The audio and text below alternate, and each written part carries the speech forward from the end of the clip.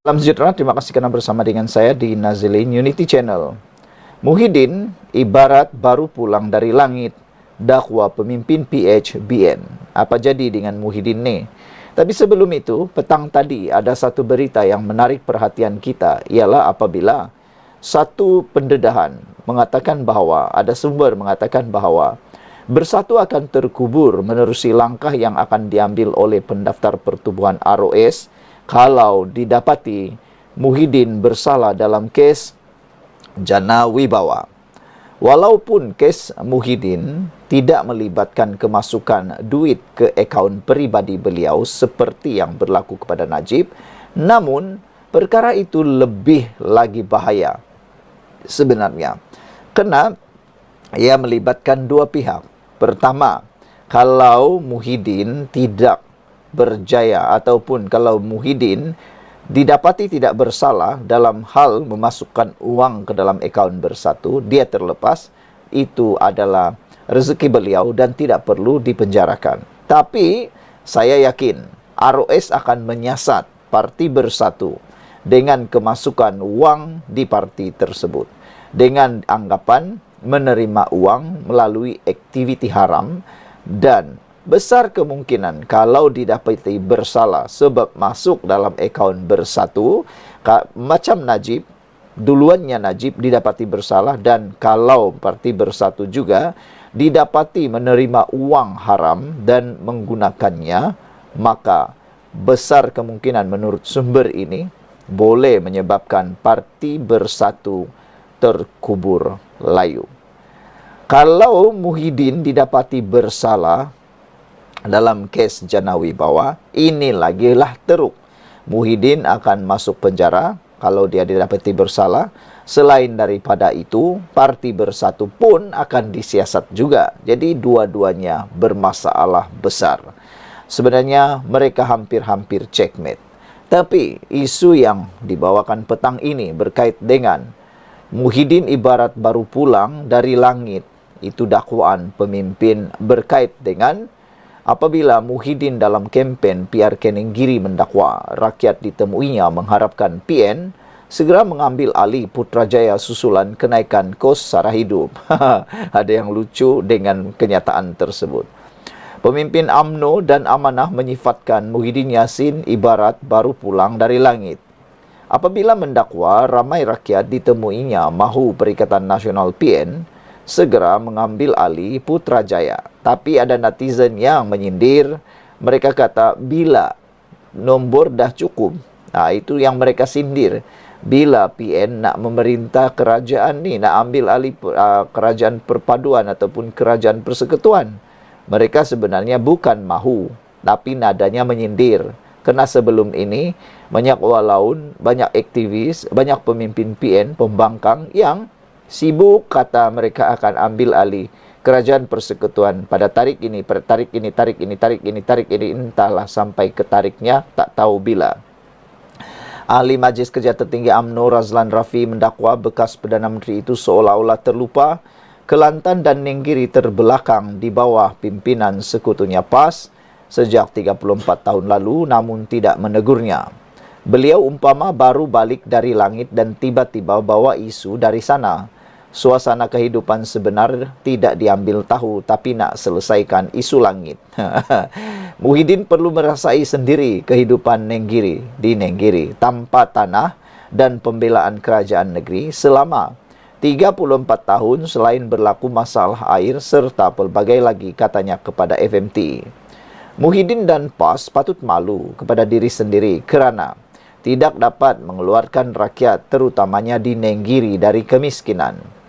Razlan mengulas kenyataan Presiden Bersatu itu yang berkata, Rizwadi Ismail perlu menang pada PRK Nenggiri esok sebagai isyarat kepada pentadbiran Perdana Menteri bahawa rakyat kini terbeban dengan kenaikan kos sara hidup.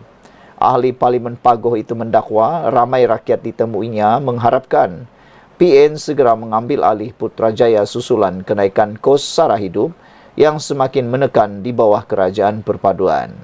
Sementara itu, Ahli Jawatan Kuasa Amanah Pusat Muhammad Sani Hamzah meminta Muhyiddin tidak menjadi munafik politik dengan mengeluarkan pelbagai dakwaan tidak berasas terhadap keadaan semasa negara. Beliau yang juga ahli Parlimen Hulu Langat mengakui berlaku sedikit kenaikan kos sara hidup, tetapi pentadbiran kerajaan perpaduan sentiasa cuba mengawalnya seperti dilakukan terhadap harga ayam. Ringgit juga mengukuh dan ekonomi Malaysia dalam keadaan baik. Muhyiddin jangan jadi munafik politik. Sepatutnya bagi tahu perkara betul. Muhyiddin ini pada saya macam orang meroyan. Dulu masa jadi PM pun apa yang dia buat? Rakyat tolong rakyat dan keluarkan duit KWSP sendiri katanya. Masa beliau lagi teruk ramai orang tiada kerja dan tiada barang, barang tiada kata beliau. Sekian untuk kali ini. Jangan lupa tinggalkan komen Anda, tekan butang subscribe. Kita jumpa lagi. Salam sejahtera, terima kasih kerana bersama dengan saya di Nazilin Unity Channel. Ramai orang bergembira kerana Datuk Seri Anwar Ibrahim sudah pun mengumumkan kenaikan gaji penjawat awam sebentar tadi. Tapi biasalah, dalam kenaikan gaji itu ada juga yang tak puas hati. Mereka bising, sudah naik gaji masih bising lagi. Tak tahulah, ada yang mahu mungkin kenaikan gaji 100% tanpa memikirkan mudarat kepada negara. Yang mereka mahu, kalau boleh gaji dinaik sehingga 100%, tapi tak memikirkan mudarat, inflasi dan juga hutang negara. Ada juga walaun yang bising, tapi yang hairannya, kebanyakan yang bising itu bukan pun penjawat awam. Mereka adalah orang biasa, paling pelik lagi orang politik. Kenapa mereka bising padahal mereka kaya? Kenapa mereka bising padahal mereka tidak terlibat dalam perkhidmatan awam? Dan ada pula yang cukup berani mengatakan bahawa kalau begini saja kami dapat, tak perlulah dapat. Tak bersyukurlah namanya tu kan. Kita nak bersyukur dululah. Itu pertama sekali. Nasihat saya kepada rakan-rakan semua, bersyukur dululah. Berapapun yang kita dapat, yang penting ada kenaikan. Daripada tiada, better than nothing lah kan. Tapi itulah, ada juga yang kata lebih baik tak ambil, lebih baik tiada kalau sekadar begini. Walhal, ianya lebih baik daripada tiada. Lihat saja orang lain tiada kenaikan pun, mereka tetap bersyukur. Anda tu kenapa tak bersyukur? Dalam laporan di Harapan Daily, naik gaji pun ada penjawat awam bising. Rupanya dia ... Siapa dia ini? Ada juga penjawat awam yang bising walaupun bakal menikmati peningkatan pendapatan antara 16.8 hingga 42.7%. Seorang pengguna X, Saiful Adnan, berkongsikan tangkap layar seorang penjawat awam yang mempersoalkan pelarasan gaji secara bertahap dengan fasa pertama bermula 1 Disember ini, manakala fasa seterusnya akan bermula 1 Januari 2026. Dia ingat rakyat Malaysia ini senang digula-gulakan. Pandai kau ya bagi 2 kali pecahan, katanya. Tunggulah next PRU nanti, kata seorang kaki tangan kerajaan yang difahamkan merupakan pembantu takbir. Menurut Ed Saifuddin, Ed, suami pembantu takbir berkenan, merupakan seorang polis. Rata-rata warganet meluahkan rasa geram dengan sikap penjawat awam tertentu yang tidak tahu bersyukur, lantaran taksub menyokong parti pembangkang.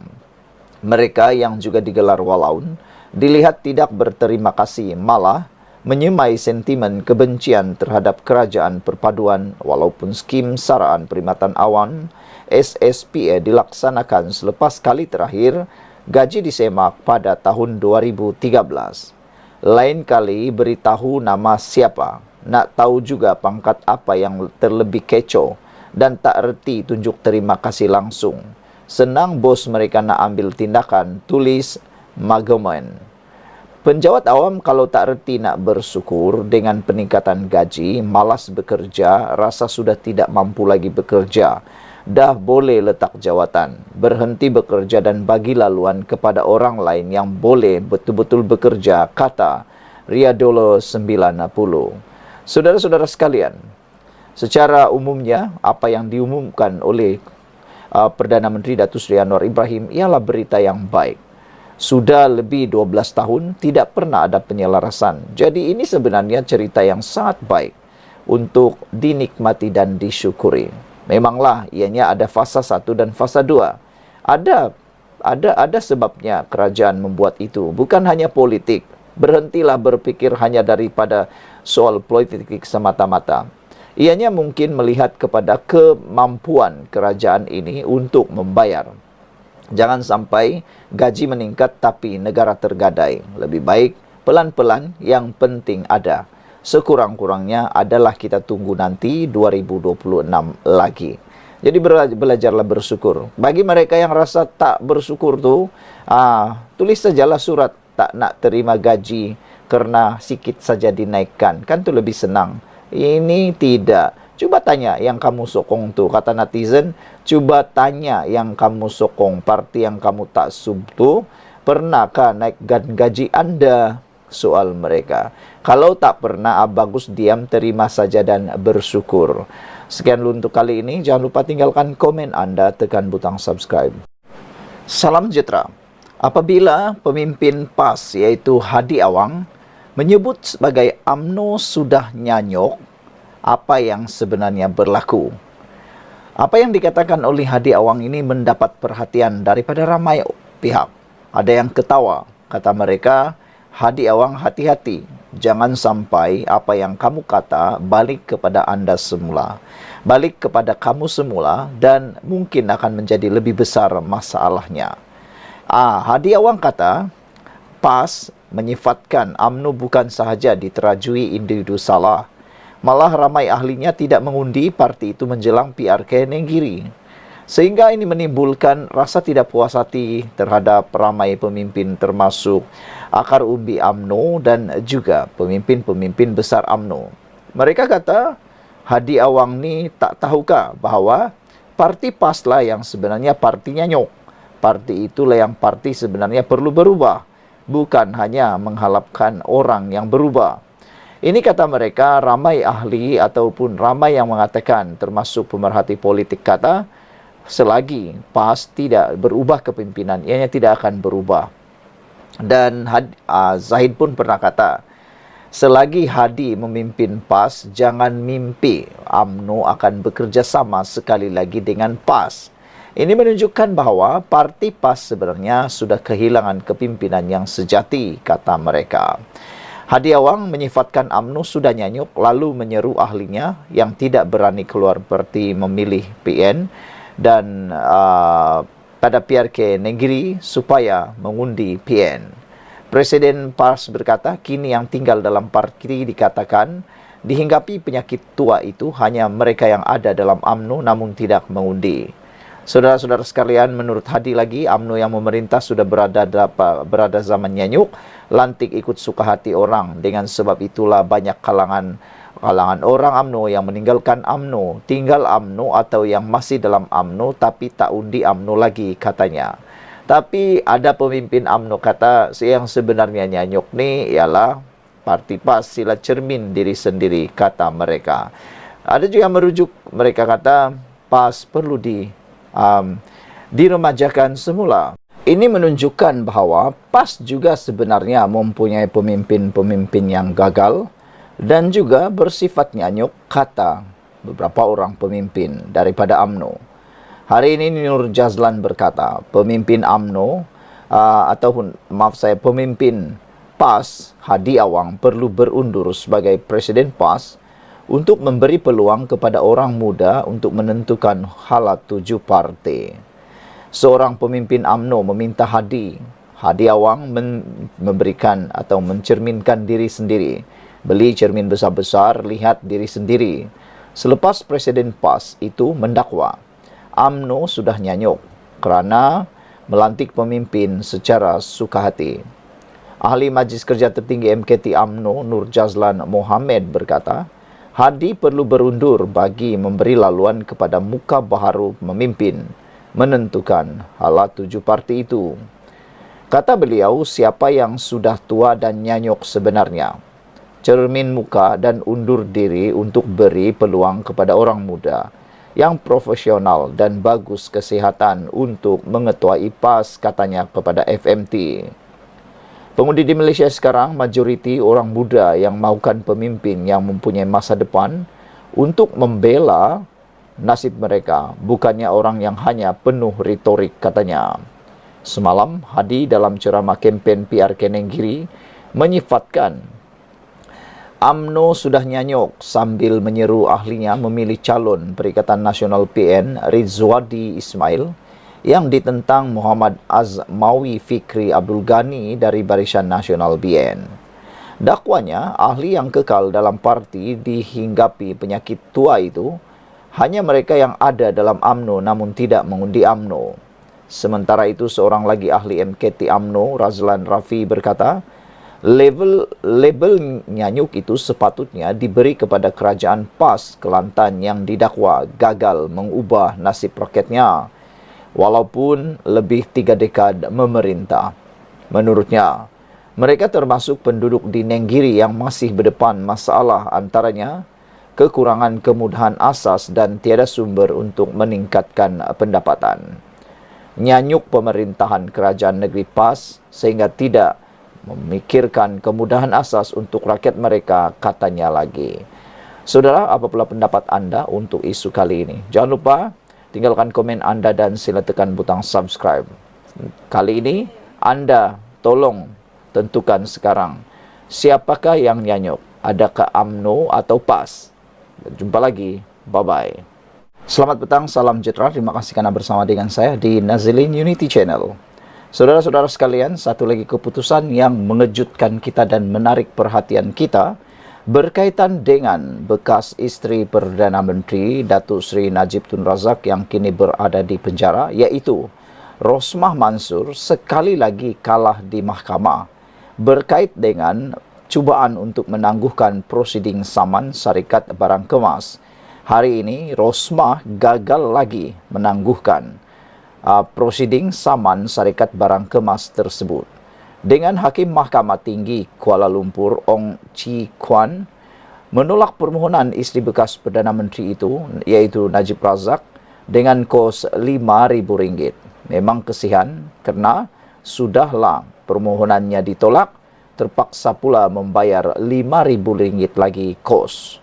Saudara-saudara sekalian, Mahkamah Tinggi hari ini menolak permohonan Rosmah Mansor menangguhkan prosiding saman difailkan terhadapnya oleh Syarikat Barang Kemas Lubnan Global Royalty Trading SCL berhubung kehilangan lebih 40 barang kemas. Peguamnya Rajivan Nambiar berkata, Hakim Ong Chi Kuan menolak permohonan Rosmah dengan kos RM5,000.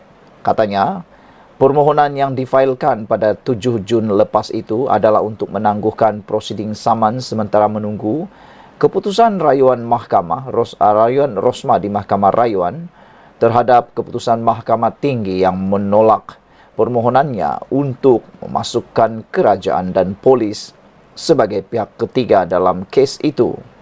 Alasannya adalah sekiranya prosiding di hadapan Mahkamah Tinggi diteruskan, ia tidak sepatutnya menjejaskan prosiding pihak ketiga sekiranya Rosmah berjaya dalam rayuan itu, katanya. Mahkamah hari ini berkata, sekiranya Rosmah berjaya dalam rayuannya, Mahkamah akan memberi arahan baharu mengenai prosiding antara Rosmah dan pihak ketiga. Sehubungan itu, Mahkamah tidak membenarkan permohonan penangguhan. Rajivan berkata saman itu ditetapkan untuk perbicaraan pada 2 hingga 6 Jun tahun depan.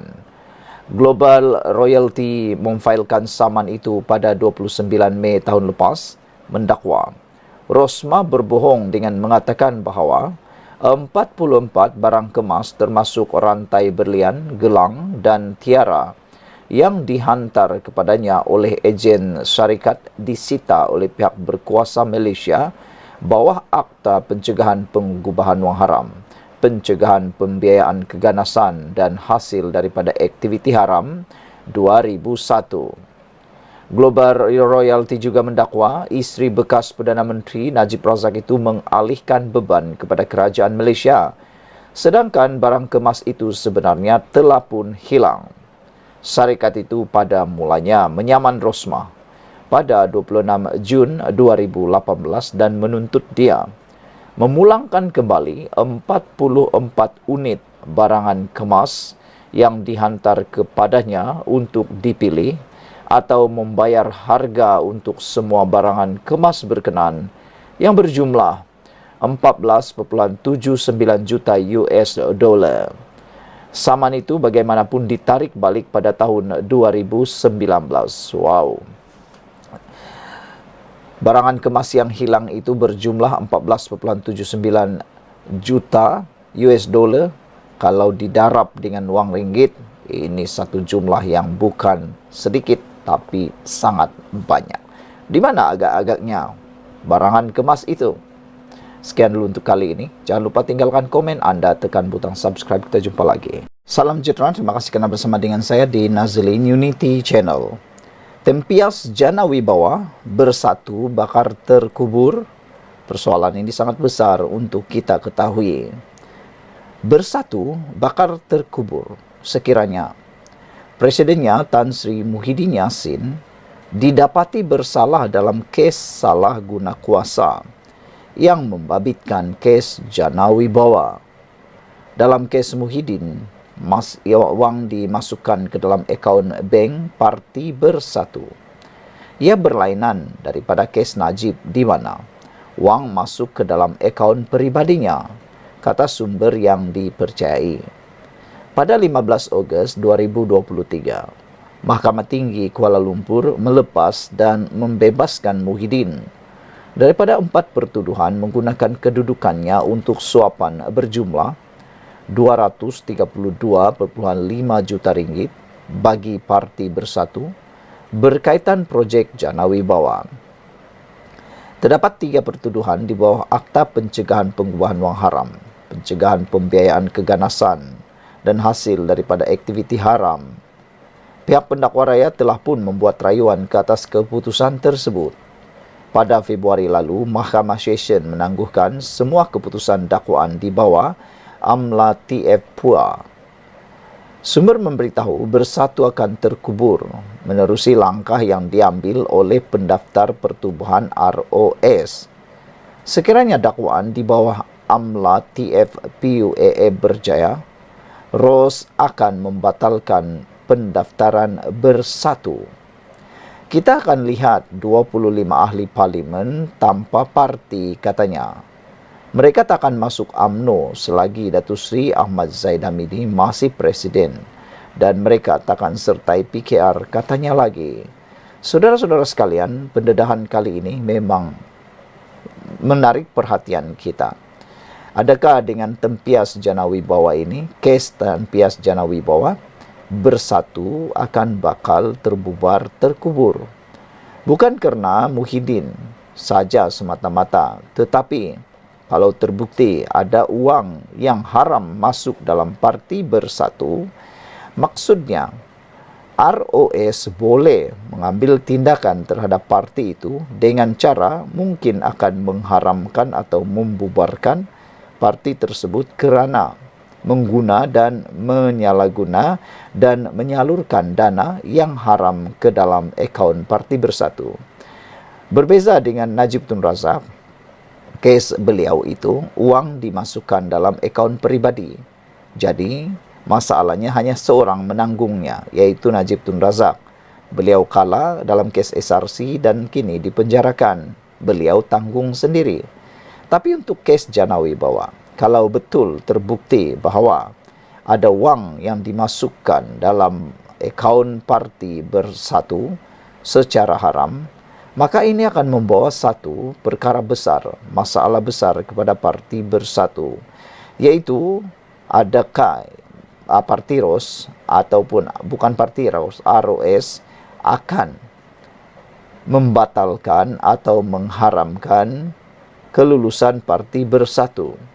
Kerana menurut sumber, Bersatu akan terkubur menerusi langkah yang akan diambil oleh pendaftar pertubuhan ROS sekiranya kes Jana Wibawa kalah dan Muhyiddin terpaksa dipenjarakan.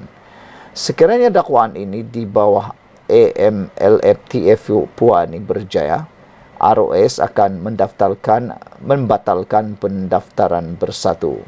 Maka pada waktu itu kita akan melihat ada 25 ahli parlimen tanpa parti. Mereka tak akan masuk UMNO dan mereka juga tak akan masuk parti PKR. Jadi kemana perginya 25 ahli parlimen tanpa parti ini kalau benar ROS akan membatalkan pendaftaran bersatu. Sekian untuk kali ini. Jangan lupa tinggalkan komen Anda.